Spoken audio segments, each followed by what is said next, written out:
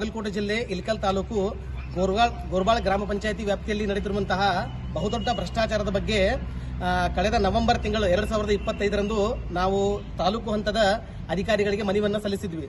ಆದರೆ ಇಲ್ಲಿರುವಂತಹ ಅಧಿಕಾರಿಗಳು ಕೇವಲ ಒಂದು ನೆಪ ಮಾತ್ರಕ್ಕೆ ಒಂದು ತನಿಖಾಧಿಕಾರಿಗಳನ್ನು ನೇಮಕ ಮಾಡಿ 4 ತಿಂಗಳು ಗತಿಸಿದರೂ ಕೂಡ ಗೋರ್ಬಾಳ್ ಪಂಚಾಯಿತಿ ವ್ಯಾಪ್ತಿಯಲ್ಲಿ ನಡೆದಿರುವಂತಹ ಭ್ರಷ್ಟಾಚಾರದ ಬಗ್ಗೆ ಯಾವುದೇ ಹಂತದ ತನಿಖೆಯನ್ನು ಮಾಡದೆ ಕೇವಲ ತನಿಖೆಯ ಹಾರಿಕೆ ಉತ್ತರವನ್ನು ನೀಡಿ ನಮಗೆ ಒಂದು ಸಮಯವನ್ನು ವ್ಯತ್ಯಯ ಮಾಡ್ತಾ ಇದ್ದಾರೆ.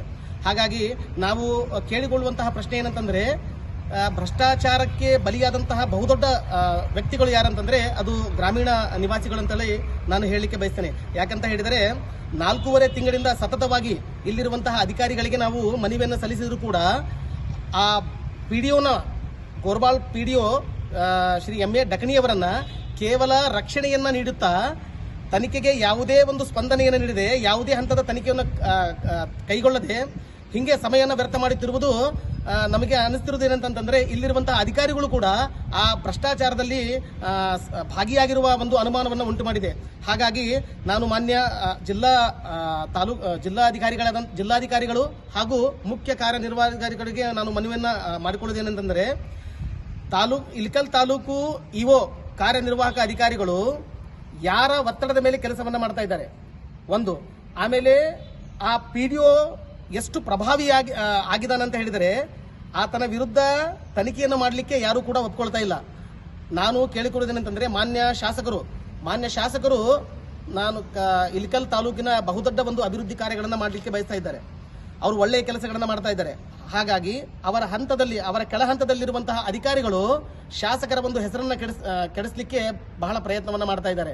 ಹಾಗಾಗಿ ನಾನು ಮಾನ್ಯ ಶಾಸಕರಲ್ಲೂ ಕೇಳಲಿಕ್ಕೆ ಬಯಸ್ತೇನೆ, ಶಾಸಕರು ಈ ಭ್ರಷ್ಟ ಅಧಿಕಾರಿಗಳಿಗೆ ಇವರ ವಿರುದ್ಧ ಒಂದು ತನಿಖೆಯನ್ನ ಮಾಡಿ ಇವರಿಗೆ ಕಾನೂನು ಕ್ರಮವನ್ನು ಕೈಗೊಂಡು ಕೆಳ ಹಂತದ ಅಧಿಕಾರಿಗಳಿಗೆ ಸ್ವಲ್ಪ ಯಾವ ರೀತಿ ಕೆಲಸ ಮಾಡಬೇಕಂತ ಹೇಳಬೇಕು.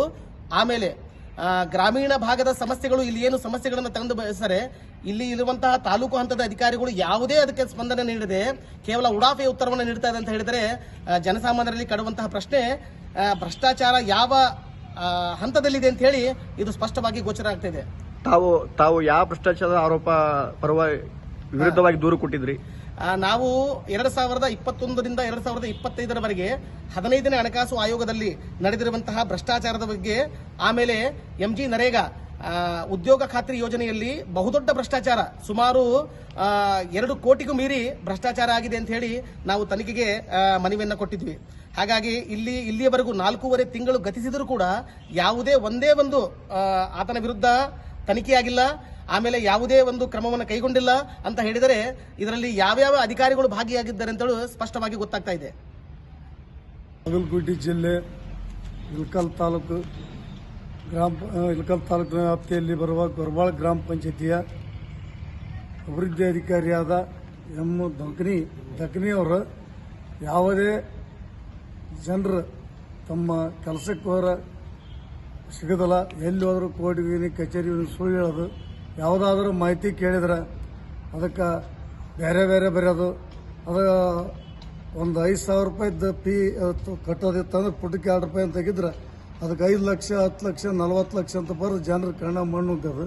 ಈ ರೀತಿ ಉಡಾಕೋತಿರೋದು ಇಲ್ಲಿ ಮೇಲಧಿಕಾರಿಗಳಿಗೆ ಗೊತ್ತಾದರೂ ಯಾರು ನನಗೇನು ಮಾಡಲ್ಲ ಅನ್ನೋ ವಿಷಯದಾಗ ಈ ತಾನೇ ಗೋರ್ಬಾಳ್ ಪಂಚಾಯಿತಿಯಲ್ಲಿ ಒಂದು 15 ದಿನದಿಂದ ಕೆಲಸ ಮಾಡಿಕೊಟ್ರಂತ ಆ ಹೆಣ್ಮಳೆ ಮಾಡಿಕೊಳ್ಳೋ ಪಂಚಾಯತಿ ಕಿಲಿ ಹಾಕಕತ್ತಿದ್ಲು. ಇಂಥ ಅಧಿಕಾರಿಗಳಿರೋದು ಸಾಮಾನ್ಯ ಜನರಿಗೆ, ಗ್ರಾಮೀಣ ಜನರಿಗೆ ಭಾಳ ತೊಂದರೆ ಆಗುತ್ತೆ. ಇವನ ಮೇಲೆ ಮೇಲಧಿಕಾರಿಗಳು ಸೂಕ್ತ ಕ್ರಮ ತಗೊಂಡು ಮತ್ತೆ ಬೇರೆ ಪಿಡಿಒನ ಹಾಕ್ಬೇಕು. ಇಂಥ ಅಧಿಕಾರಿಗಳಿಂದ ಸಾಮಾನ್ಯ ಜನಕ್ಕೆ ತೊಂದರೆ ಆಗುತ್ತೆ ಅಂತೇಳಿ ನಾನು ಇಷ್ಟು ಹೇಳಿ ಮಾಡಿ ಮತ್ತೊಂದು ಮುಗಿಸ್ತೇನೆ. ಪಂಚಾಯಿತಿಯಿಂದ ಕೇವಲ ನೆಪ ಮಾತ್ರಕ್ಕೆ ಒಬ್ಬ ತನಿಖಾಧಿಕಾರಿಗಳನ್ನ ನೇಮಕ ಮಾಡಿದ್ದಾರೆ, ಉಮೇಶ್ ಮಂಟೂರ್ ಅಂತ ಹೇಳಿ. ಅವರು ಯಾವುದೇ ತನಿಖೆಯನ್ನ ಕೈಗೊಳ್ಳದೆ 4 ತಿಂಗಳ ಗತಿಸಿದರೂ ಕೂಡ ಕೇವಲ ಒಂದು ಹಾರಿಕೆ ಉತ್ತರವನ್ನು ನೀಡ್ತಾ ಇದ್ದಾರೆ. ನಾವು ಯಾವುದೇ ಕೆಲಸದಲ್ಲಿ ಬ್ಯುಸಿ ಆಗಿದ್ದೀವಿ, ನಾವು ಇನ್ನೂ ತನಿಖೆ ಮಾಡಲಿಕ್ಕೆ ತುಂಬಾ ವಿಳಂಬ ಆಗ್ತಿದೆ ಅಂತ ಹೇಳಿ ಕೆಲಸ ಇಲ್ಲ. ಹಾಗಾಗಿ ಹಲವಾರು ಕೆಲಸಗಳಲ್ಲಿ ನಾವು ಬಹಳ ಬ್ಯುಸಿ ಆಗಿದ್ದೀವಿ. ಈಗ ಬರೀ ನೆಪ ಮಾತ್ರ ಹೇಳ್ತಾರ. ಇಲ್ಲೇ ಬಂದು ತಾಲೂಕ್ ಪಂಚಾಯತಿಯಲ್ಲಿ ಏನು ಅಧಿಕಾರಿಗಳಿಗೆ ಕೇಳಿದ್ರೆ ಇವರು ಬರೀ ಆರ್ಕೆ ಉತ್ತರ ಕೊಡ್ತಾರ. ಆರ್ಕೆ ಉತ್ತರ ಕೊಟ್ಟಂತ ಇವರು 4 ತಿಂಗಳ ಪೂರಾ ಸಾಲ ಕಳೆದಾರ. ಹಿಂಗಾಗಿ ಈ ಅಧಿಕಾರಿ ಮೇಲೆ ಇವ್ರನ್ನ ಏನೈತಲ್ಲ ಗೊರಬಾಳ ಪಂಚಾಯತಿ ಪಿಡೋರ್ನ ಶೇಪ್ ಮಾಡಾಕ ಈ ತಾಲೂಕ್ ಪಂಚಾಯತಿ ಅಧಿಕಾರಿಗಳು ಫುಲ್ ಅವರಿಗೆ ಸಪೋರ್ಟ್ ಆಗಿ ನಿಂತು ಅವ್ರನ್ನ ಭಾಳ ರಕ್ಷಣೆ ಮಾಡಕತ್ತಾರ.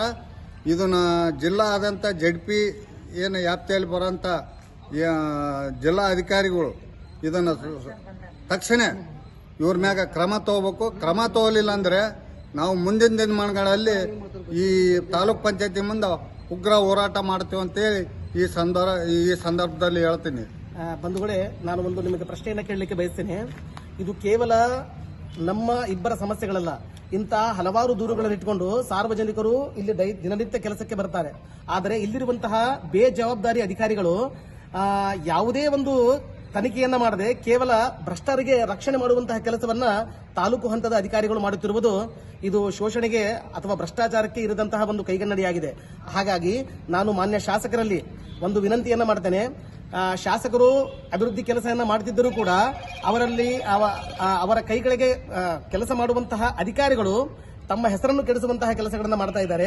ಹಾಗಾಗಿ ಮಾನ್ಯ ಶಾಸಕರಲ್ಲಿ ನಾನು ದಯವಿಟ್ಟು ವಿನಂತಿಯನ್ನು ಮಾಡಿಕೊಳ್ತಾ ಇದ್ದೇನೆ. ಇಂತಹ ಬೇಜವಾಬ್ದಾರಿ ಅಧಿಕಾರಿಗಳ ವಿರುದ್ಧ ನೀವು ಕಾನೂನು ಕ್ರಮವನ್ನು ಕೈಗೊಂಡು ನಮಗೆ ನ್ಯಾಯವನ್ನು ದೊರಕಿಸಬೇಕು ಅಂತ ಹೇಳಿ ಈ ಮೂಲಕ ವಿನಂತಿಯನ್ನು ಮಾಡಿಕೊಳ್ತೀವಿ.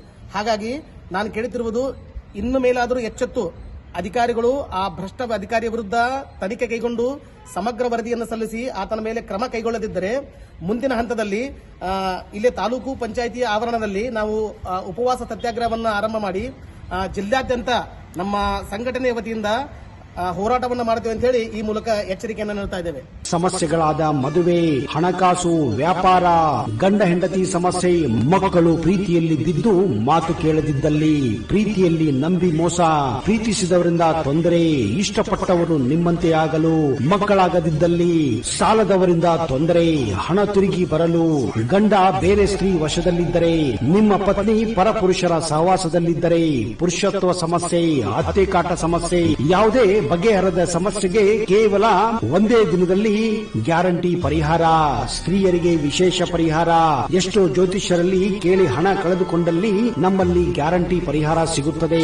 ಯಾವುದೇ ಸಮಸ್ಯೆ ಇದ್ದರೂ, ಎಂತ ಕಠಿಣ ಸಮಸ್ಯೆಗಳಿದ್ದರೂ ನಿಮ್ಮ ಜಾತಕ, ಫೋಟೋ, ಹಸ್ತಮುದ್ರಿಕಾ ನೋಡಿ ಭವಿಷ್ಯ ಹೇಳಲಾಗುತ್ತದೆ.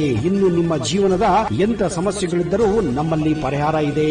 ಕೂಡಲೇ ಕರೆ ಮಾಡಿ ಅಥವಾ ವಾಟ್ಸ್ಆಪ್ ಮಾಡಿ.